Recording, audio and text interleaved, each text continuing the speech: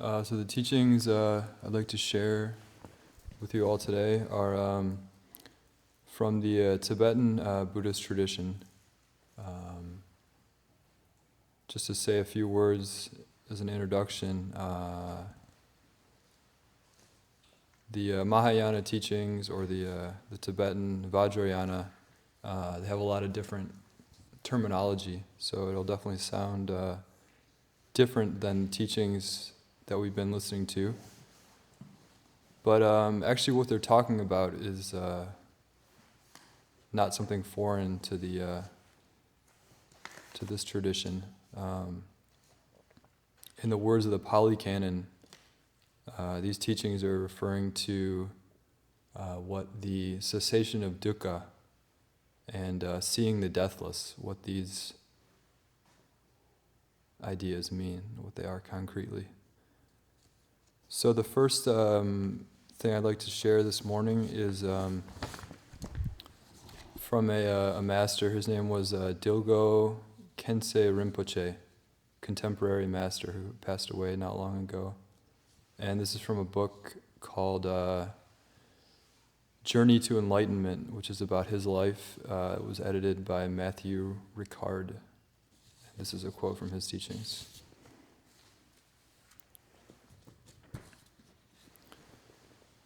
Namo tassa bhagavato arahato samma sambuddhassa. Namo tassa bhagavato arahato samma sambuddhassa. Namo tassa bhagavato arahato samma sambuddhassa.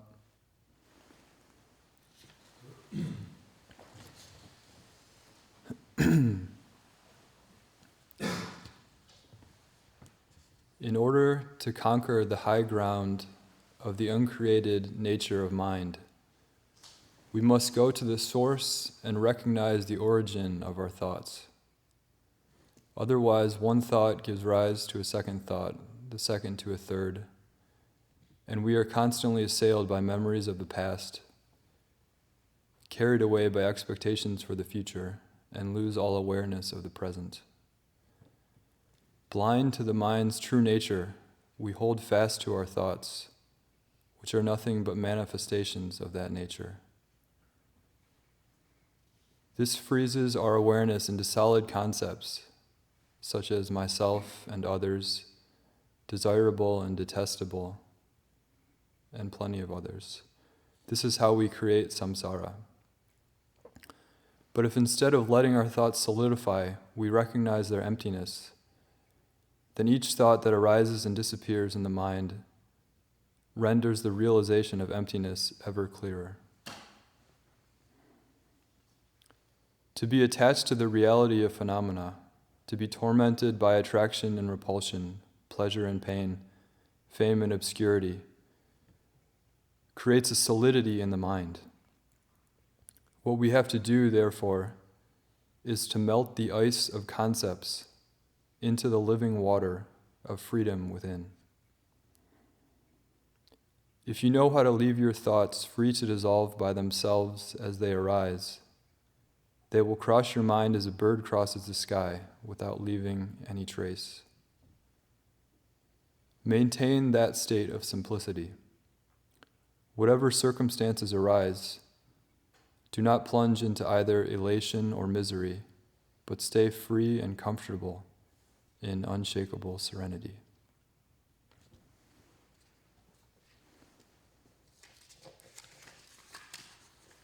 Second teaching is from a book called As It Is. It's the first volume of that, and it's the collected Dhamma teachings of a master named Tulku Urgyen Rinpoche.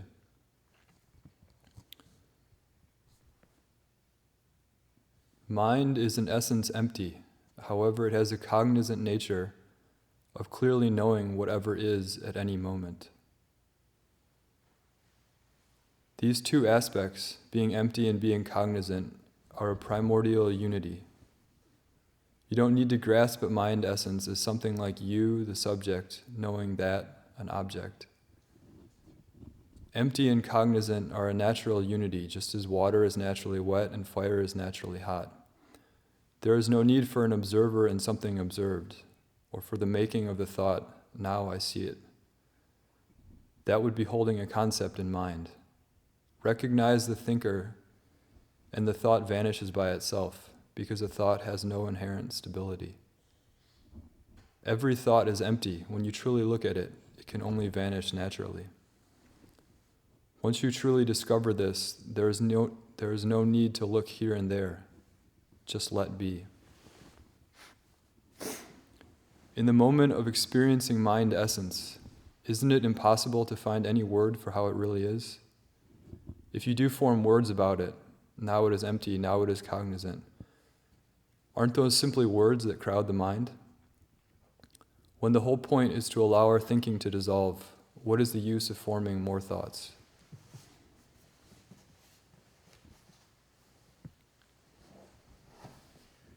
You may have heard this quotation: transcendent knowledge is beyond thought, word, and description. The moment you recognize mind essence, it is impossible to find words and descriptions for how it is. Allow your thinking to vanish, to dissolve, to simply disappear naturally. In this world, there is nothing else that can make it happen.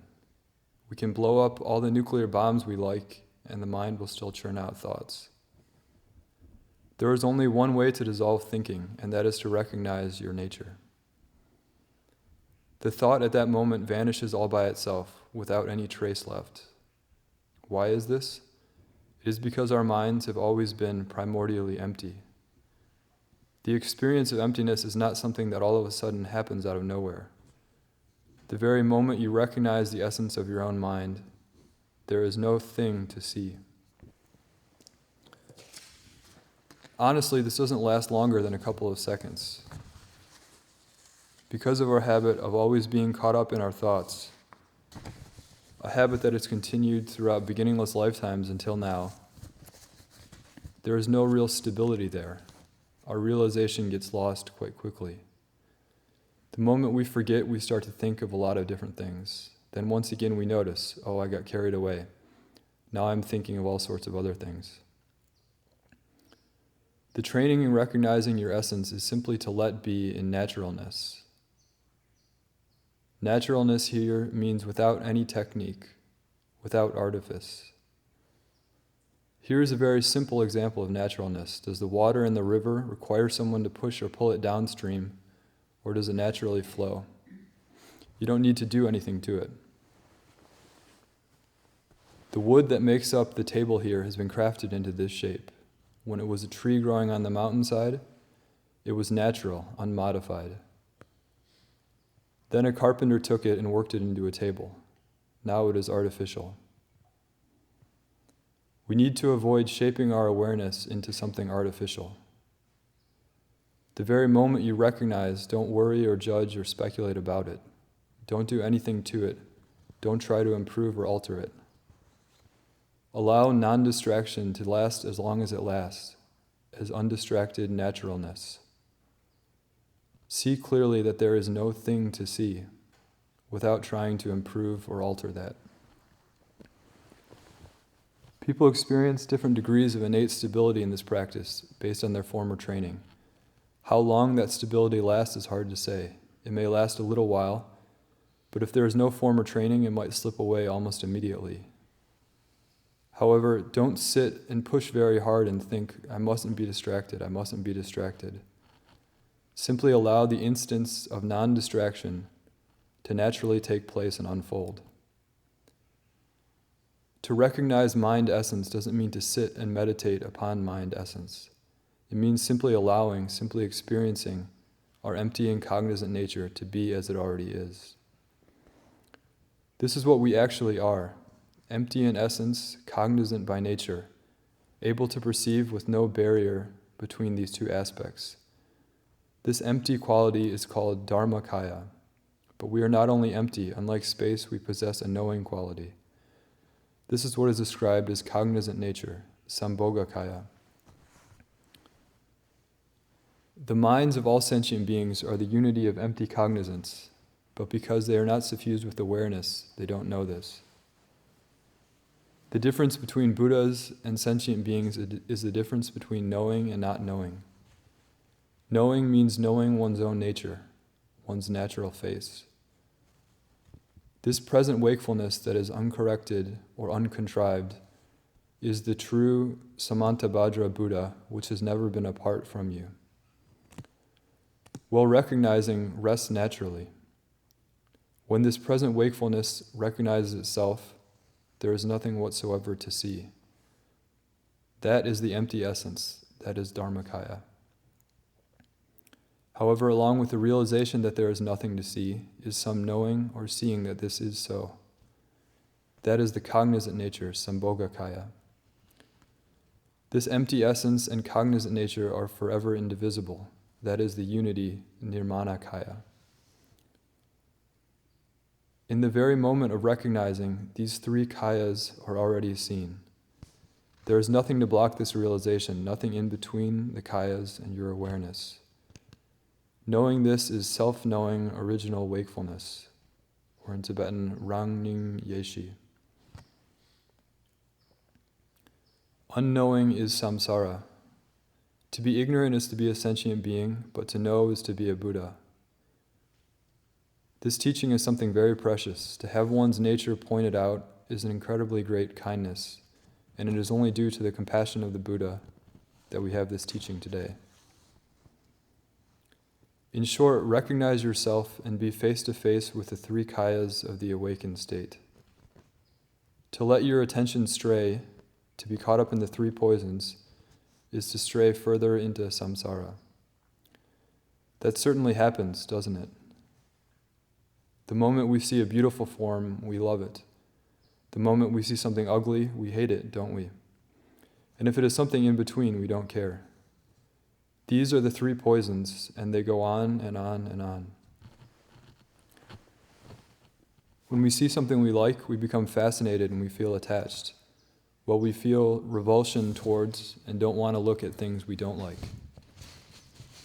Towards something in between, we feel indifferent, dull, closed-minded. At the moment of involvement in the three poisons, there is no knowing of one's own nature. The three kayas of the awakened state slip away. There is nothing superior to meeting face to face with the three kayas of the awakened state. Seeing that there is no thought overcomes and expels any previous thought. When the sun shines, there is no darkness. While seeing, it is impossible for any thought to either linger or to be formed. The delusion is completely dissolved. The awakened state is free of thought. But merely thinking, I want to be free of thought, is not the awakened state. It's just another thought. The same goes for checking. Is there a thought now, or is it free of thought? Isn't that just another thought as well? It's necessary to rest totally unmixed with or unpolluted by thought. The awakened state is free of thought yet vividly awake. If we train in this steadily and gradually, it becomes the fully awakened state, Buddhahood. We need to be naturally stable in emptiness. We don't have to imagine emptiness by meditating. If we do this, it becomes an act of thinking. We are just thinking of emptiness. When we forget mind essence, we become distracted. Confusion arises. Meditating is conceptual. Being distracted is confusion. Instead, be naturally stable in the state of undistracted non-meditation. This undistracted non-meditation is not something that you have to create. You don't have to hold on to the idea of it. Simply allow present wakefulness to be naturally stable by being free of thought. Be stable not in keeping a thought, but in the absence of thought. To do so is to experience what we call present wakefulness or thought-free wakefulness. Thought-free means free of conceptual thinking, yet the knowing or awake quality is not lost. If you want to find out what it's like to lose the sense of awakeness, have somebody knock you out with an iron bar so you can experience unconsciousness. Right now, in the moment of recognizing, we are not unconscious. The awake quality is not lost, and yet there is no thought. If you practice like this, eventually thinking will get weaker and thoughts will decrease. But the continuity of thought-free wakefulness is not lost. It lasts for longer and longer periods naturally of its own accord, while the moments of conceptual thinking become weaker and take up less and less time. Finally, you become totally free of thought. Conceptual thinking disappears, and there is only present, thought-free wakefulness, uninterrupted through both day and night. That is called the Buddha mind. When all the activities of dualistic mind dissolve, when we are utterly stable in the unconfined, empty cognizance, there is no longer any basis for remaining in the three realms of samsara.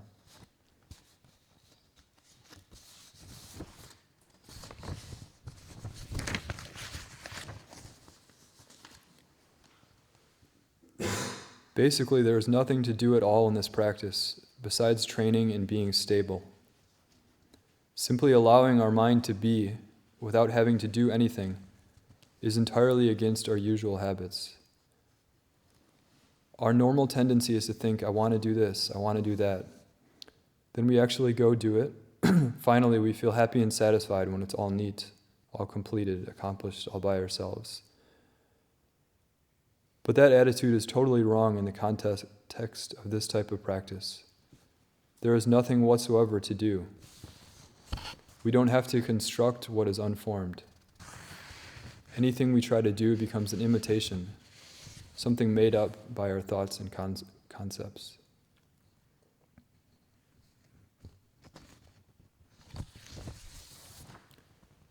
If we really practice this, it will eventually be possible to recognize our own nature as unconfined, empty cognizance.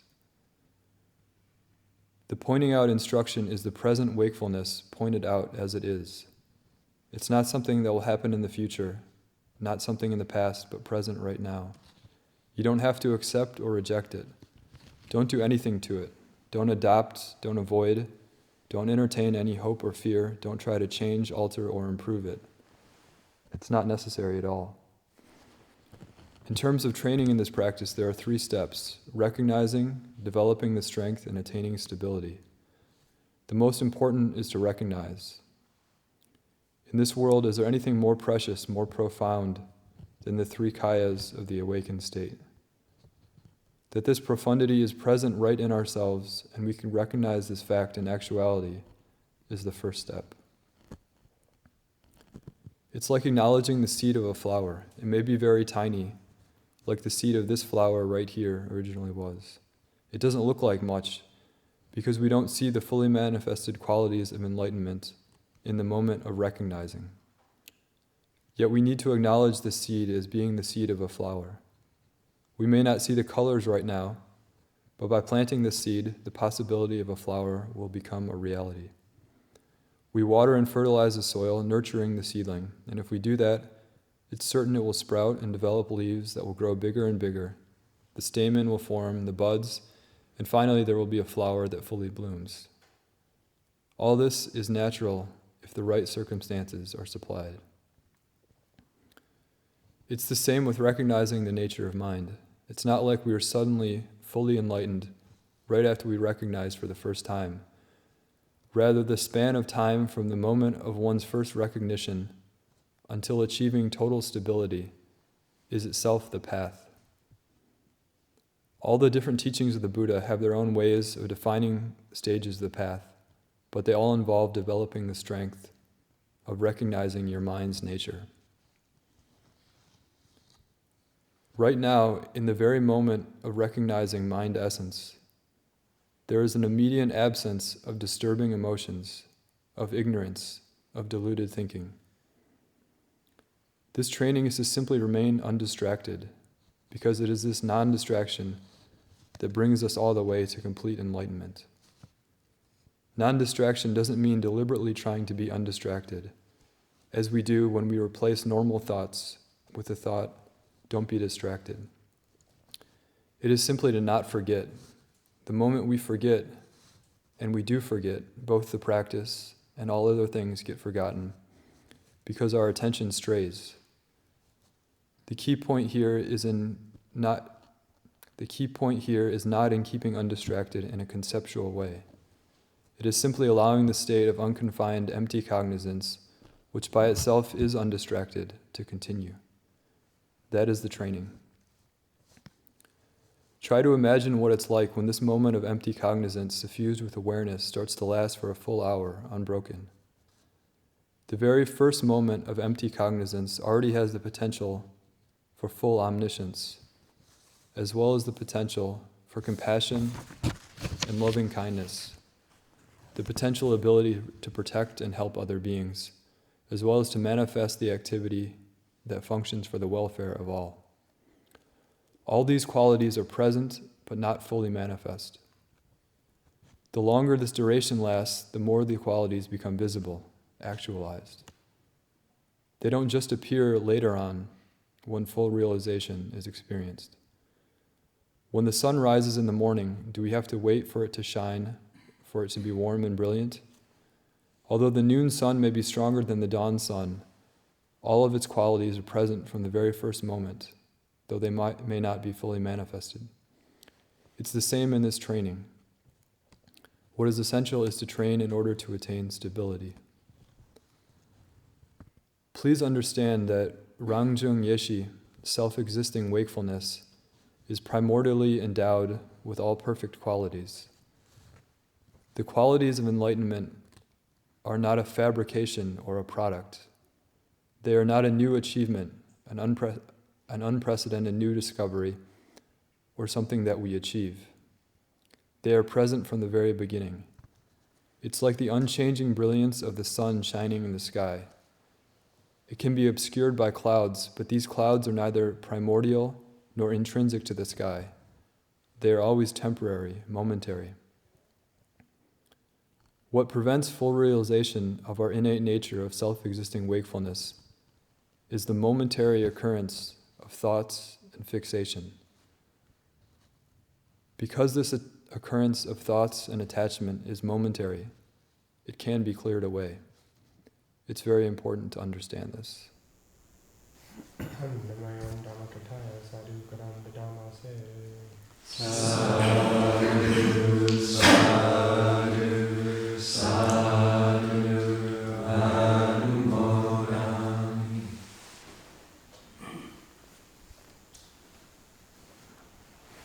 Questions, comments? Sampanno, could you repeat what the three kayas are? They're dharmakaya, sambhogakaya, and nirmanakaya. And they're in Mahayana teachings. They're sometimes like talked about as like different aspects of like the Buddha or Buddhas in general, as seen like separate from us, like fully awakened beings. But here he is referring to them as three aspects of the awakened mind, three aspects of our true nature.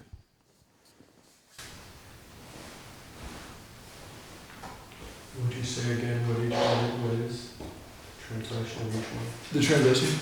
Dharmakaya, so that he's saying that refers to the empty essence of the mind, and the sambhogakaya, which refers to the cognizant nature of the mind, the knowing nature.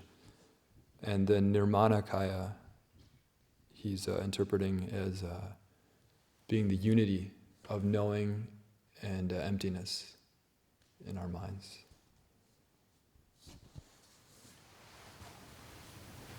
The last one is interpreted often as manifold compassion activity. Right, that's how I've seen it before, like individual, compassionate, kind of activities. But he's saying, and that's how it usually is talked about, but he's saying here that in this context, it's the unity of knowing and emptiness.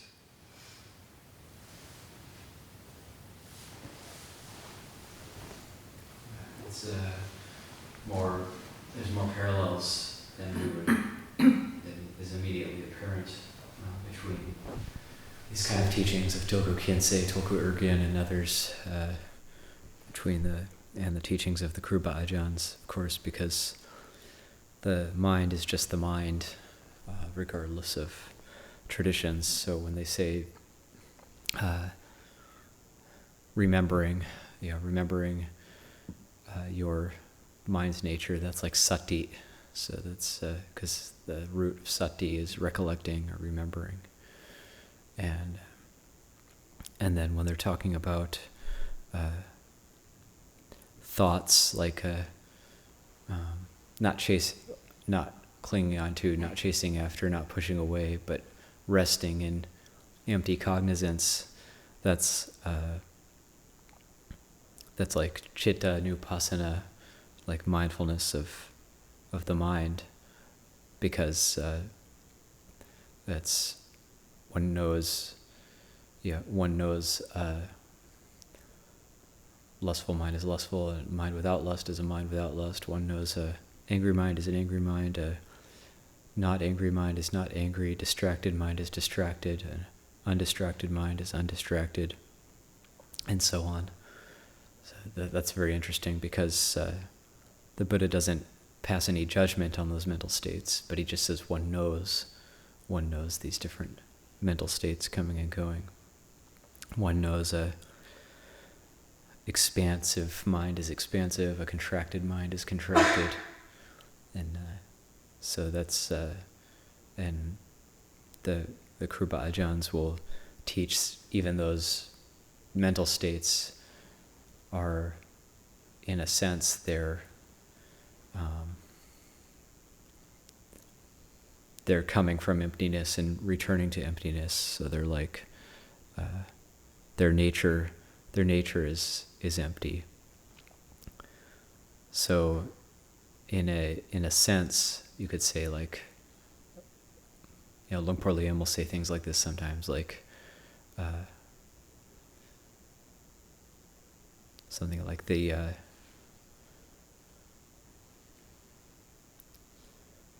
defilements are empty, or the defilements are already liberated. They'll say things like that. So it's very similar, parallel to the Tibetan tradition.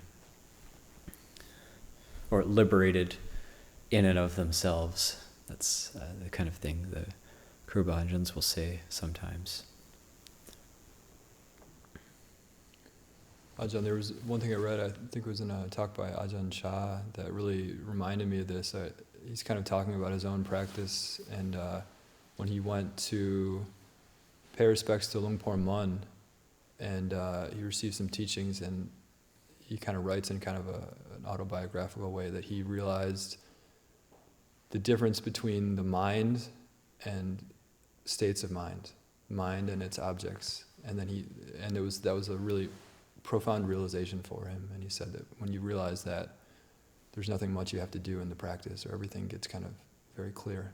Yeah. And it seems like he's referring to the same thing here, as knowing the mind and knowing thoughts. Yeah, that's important. I find it's like a really interesting tightrope that a lot of these teachers seem to walk, where what does he say? Non-distracted, non-meditation or something. Yeah. All the teachings on sort of open awareness and how things are sort of okay as they are. Luang Por Sumedho, this is how it is. Like, like trying to sort of tell people to kind of take a step back and like relax a bit and let the doing subside a little bit, and yet all of those teachings are given within the context of systems which do provide like technique, which do provide support, which do provide the whole Eightfold Path, and I find there's a danger in that when these teachings are taken to the West continually, and I think Bhikkhu Bodhi wrote an article, it's in the monks' room about this, about how the notion of just pure mindfulness and open awareness has been kind of picked out of the Eightfold Path and taught as the whole of the Dharma, by Adyashanti, by Eckhart Tolle, the sort of power of now, and like all you have to do is just be aware of like everything that passes, and pretty much just like Chittanapassana. And like there's huge benefit to that, but I also think it's good to reflect like these teachings on open awareness and on relaxing are all given in the context of like systems that do provide structure and technique. And, the third foundation of mindfulness, Chittanasati, is followed by, mindfulness of dharmas, which does divide mind states into wholesome and unwholesome, and does show you how to work with defilements, and does show you how to like cultivate the awakening qualities. So for me, it's like really interesting to see how teachers try to like toe that line and guide people to the center of the path. And I feel like in the West, you do see frequently it's veering very far toward that mindfulness side, and kind of you see that a lot in Dharma teachings. I think in America is like that right mindfulness just taken out of the Eightfold Path, and just maybe it's not even right mindfulness anymore, but like those teachings on the emptiness of the awakened mind are so beautiful, and I think sometimes they can be taught in a way that doesn't acknowledge the whole structure and context. If that makes sense. Yeah, and he mentions without previous training, you won't be able to do this. Also, so depending on your level of training, Tulku briefly mentions that, so that it takes real training to get to that point, because it is misunderstood in the West, like in terms of like, well, just be at ease, relax, let go, and then that gets translated into just follow your defilements, which then you don't really get anywhere with that. Very common misunderstanding. Yeah, I think that's a really important point, like the context of all these and all the different traditions. Like traditionally, there's if you don't have sila, you don't have, the whole kind of basis of all these things. Realizing correctly what they're trying to point to is in itself not possible, I think. And the people that these teachings were originally given to, the audience were people that have been, practicing for a long, long time, have all the basic, things developed. And so there's not that, potential of like misinterpreting it in kind of that unskillful way. But like I know for, like in Tibetan, it's kind of interesting because I was reading some of the Tibetan teachers, and they're talking about how now in the West, they're teaching this Dzogchen or Mahamudra teachings to kind of on a wide audience, and just teaching them in retreats and stuff like that. But originally, this is stuff that you would probably only be taught to monastics or really serious practitioners that have been practicing 10, 20 years, have all the preparatory, practices as far as sila and all the, have done like 100,000 prostrations, the mantras, the mudras, like just crazy amounts of practice, have studied the whole range of the Buddha's teachings. And this is like the last instructions they get. Whereas like in the West, it's like taught to everybody. And so it's taken out of context, and people can be turned into the wrong kind of understanding or wrong mindfulness. So. Both sila and bahusacha, great learning, and already having studied, contemplated, done a number of preliminary practices. Another point that can be made here is that is kind of fascinating to me is like in Buddhist magazines, like when they have a teaching from a Tibetan teacher, pretty much no matter who it is, if they're Tibetan, they get labeled meditation master. But if it's like a Theravadan monk, they're just like monk. Or like if it's like Ajahn Jeff or Ajahn Jayasaro, it's just like bhikkhu, bhikkhu Ajahn Jeff teaches this about meditation. But then if it's Mingyur Rinpoche, it's like meditation master, da-da-da-da-da. But, so it's kind of a funny dichotomy that's created in popular Buddhism. Whereas if you think of somebody like Lumpur Liam or Lumpur Cha, Lumpur Ban, they have attained complete mastery, maybe even to a higher degree than most Tibetan quote-unquote meditation masters featured in these magazines. and yet they're not referred to as meditation masters. It's quite interesting to me. Two parallels that I recognize. I mean, first, sort of just to add to the agreement around these sort of the advanced nature of these teachings, which I really appreciate. And just so people know, you can find teachings very similar to what have been offered here by these Tibetan masters in the suttas. They're right there. But as we've been discussing, they are often preceded by, in translation, pages upon pages of like serious meditation instructions and all kinds of instructions on sila and restraining the senses, and it's obviously incredible amount of so-called preliminary practices precede these very profound teachings on emptiness.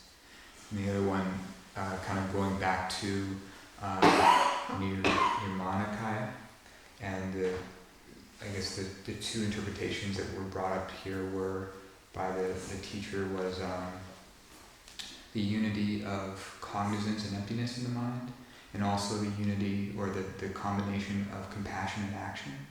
And in fact, there's a book by Venerable Analayo about this, how if, I'm not sure what the sort of formal Theravada tradition has to say about it, but certainly when you go back to the early suttas, compassion and emptiness are actually both taught almost as a unity in terms of meditation subject.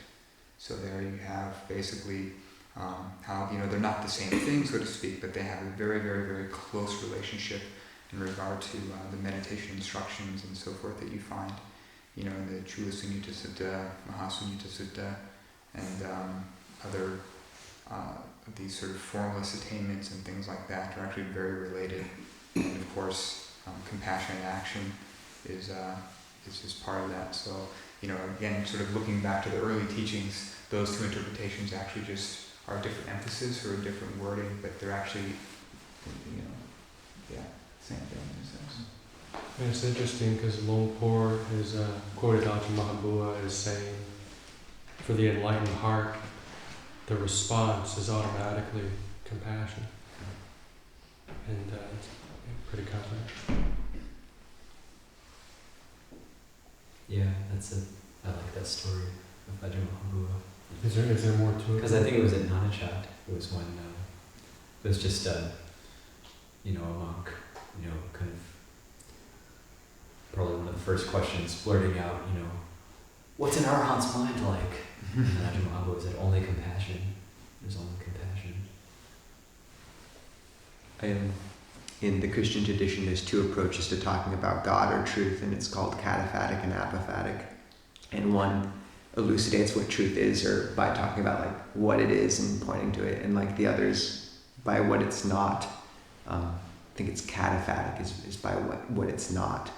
And I think the Buddha was such a cataphatic specialist, you're not your body, you're not the personality, you're not this. And he would only vaguely, he wouldn't talk in detail about Nibbana because, whatever you say about it's beyond the point, just get there and you'll know it.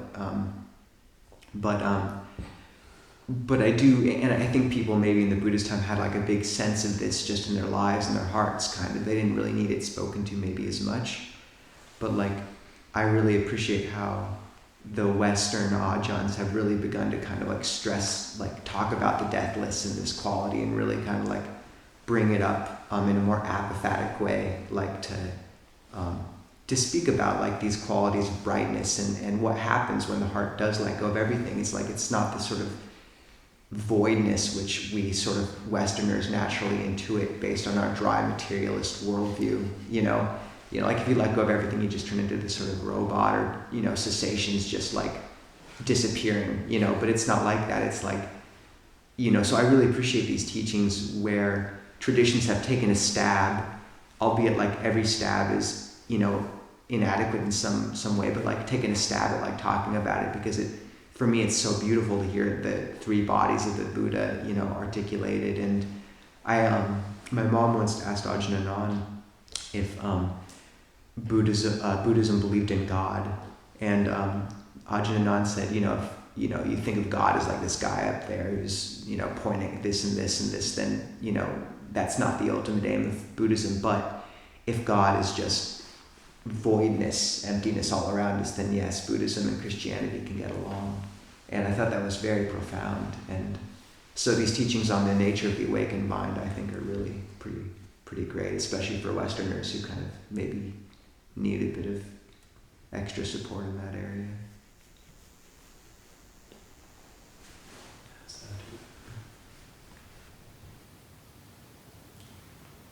Just anecdotally, I believe Tulku Urgyen spent 20 years in retreat. Yeah. So the other master too, Dilgo Khyentse, I was reading his biography. He spent like 30, 40 years in retreat or something like that. The amount of practice, like they practice in caves, like in the Himalayas.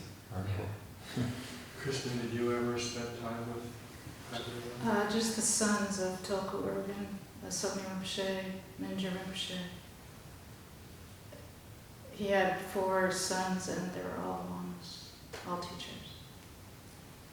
And do they have a center somewhere? They're all near here. Sokni Rinpoche is based in. He has some land with no buildings, and in Crestone, Colorado, and he comes there every year. And then Choki Nyima is quite local in Leggett. They have a center in Leggett, about an hour from here. And the other 2 are based in Nepal, I think. Yeah. And which is the son that taught with Ajahn Alvaro on the small book? Sokni Rinpoche. Sokni Yeah. Rinpoche. I went to his place with Lumpur, Oh, really? Lumpur Pasano in Crestone We did. when I was a novice.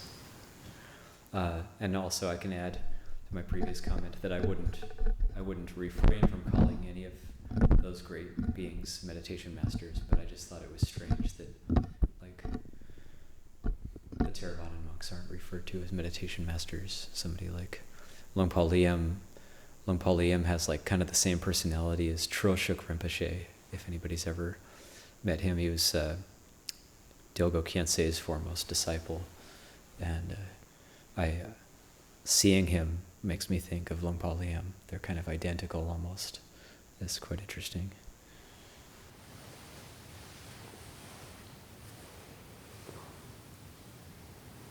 Yeah, it's interesting, these the different teachings from the different traditions, because obviously on the surface, and even like there are differences in the teachings, Mahayana, Tibetan, Theravada, but there's also, especially when you get down to nitty-gritty, like Sampanno's readings today, there's just such obvious sameness, parallels and similarities.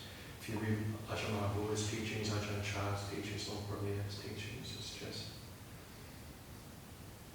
yeah, it's sort of inarguable. So I find sometimes this sort of, I mean, on one hand, I completely understand why people are going to be like, I'm Theravada, they're Tibetan, that's it.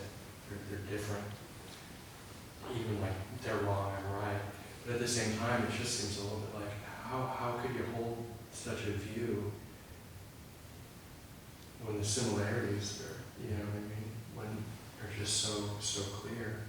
And I guess I also find comforting sort of hearing repeatedly over and over again in different places, in different traditions, different teachers, the same truths pointing to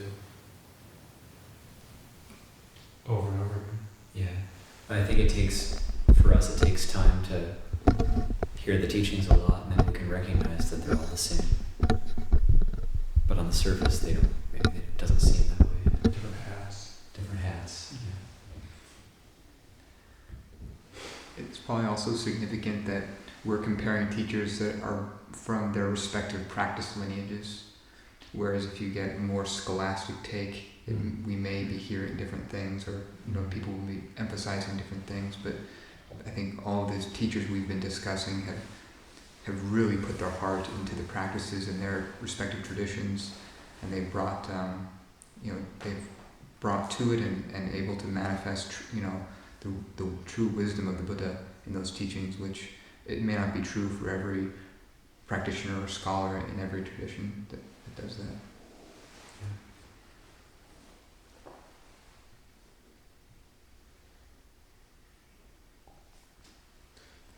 Extremely grateful for this morning, and I want to bow to that in coming from being a layperson, pursuing Dhamma for as long as I have, there's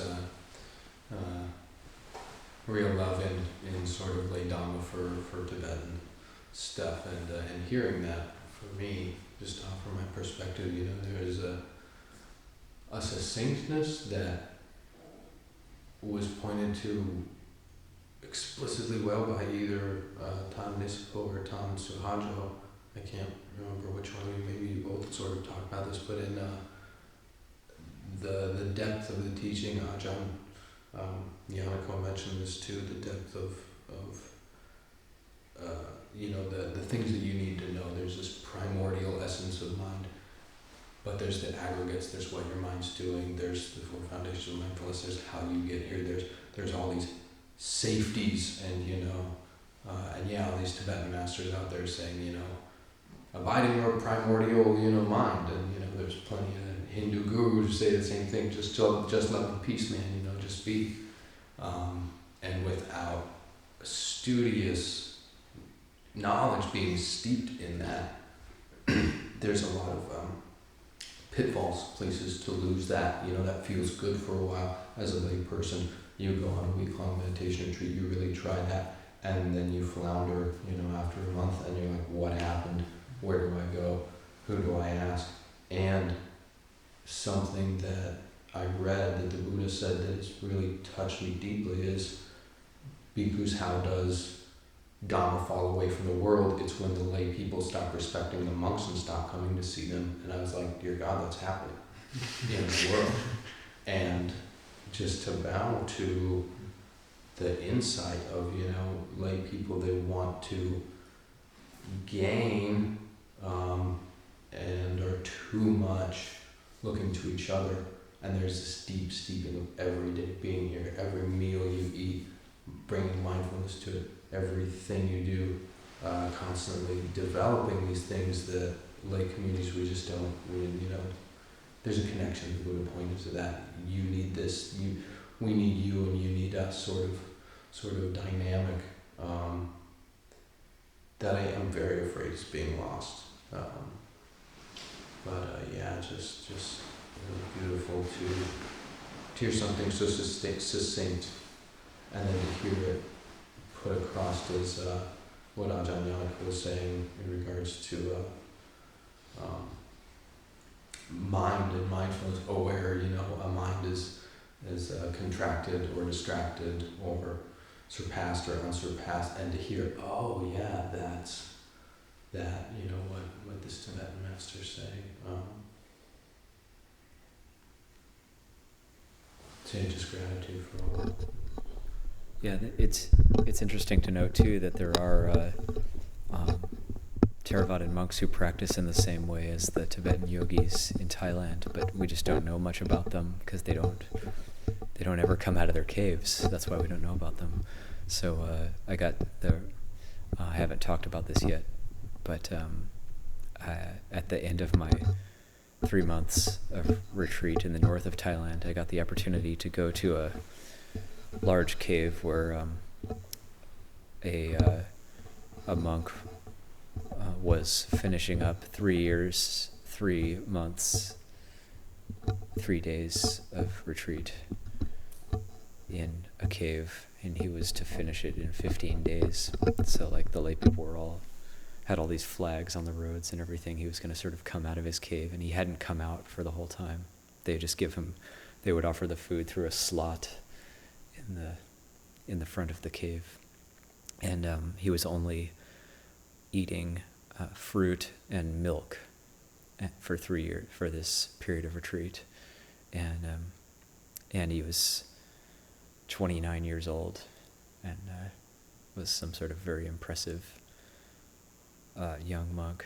But it's interesting that this, and I wondered how, that's what they do in the Tibetan tradition, this 3-year, 3-month, 3-day retreat, and that's what he was doing. I thought it was quite interesting. So I got to, you can't go in the cave, of course, but I got to sit near the front of the cave, and very, very good feeling, getting a very good feeling there.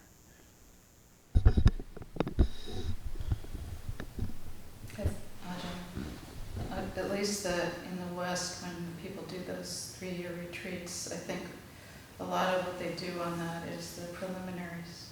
Oh, really? 4 times 100,000, and then they might be told to start again. But my experience, having been on many, many Dzogchen retreats with Dzogchen Rinpoche, is that I think the Westerners, the appeal to the Westerners of the teachings is that,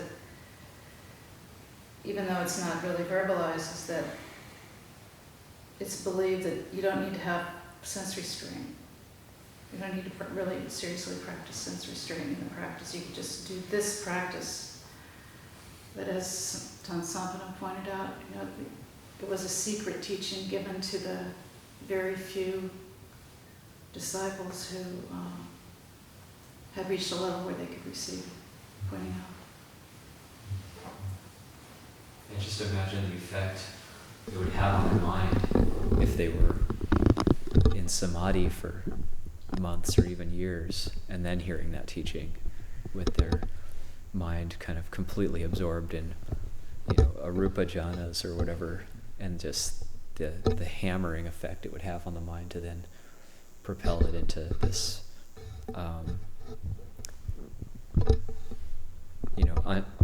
undistracted non-meditation type state that they're talking about.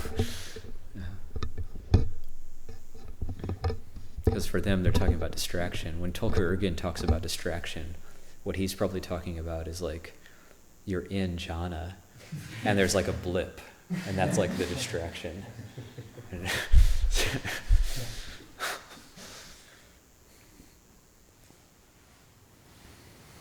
At the same time, it can be dangerous to say that these teachings are so far away and inaccessible to anybody who hasn't.